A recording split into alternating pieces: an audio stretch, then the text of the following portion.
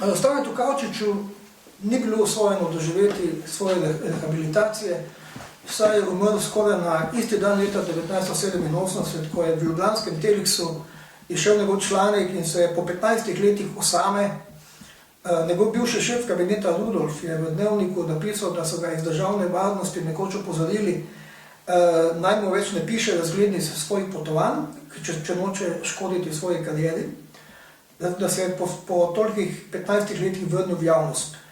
V članku je odgovoril Mitji Ribičiču, ki je na pogovornem večeru v bivšem mariborskem hotelu Slavija, v 80 letih je tam prirejal Tone Patlič, Kavčiča označil za petelina, ki je prezgodaj pel.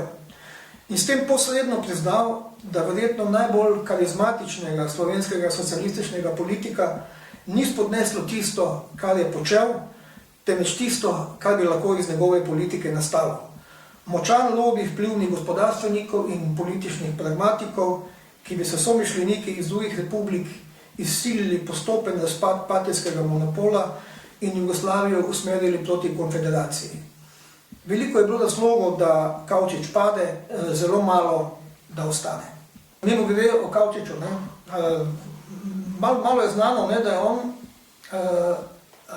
on je seveda imel vis položaja tam konec leta 1972, ampak je ostal poslanec v skupščini. Tega mandata mu niso vzeli oziroma mu ga niso mogli vzeti. In ko je bila leta 1974 v slovenski skupščini slovesna razglasitev te znamenite nove stave 1974, je bil tudi Kavčič na tem zasedanju kot poslanec, ampak so poskrbeli, ker je bil seveda direktni TV prenos, so poskrbeli, da ga niti v enem kadru nikoli niso pokazali. Skratka, on je bil neoseban.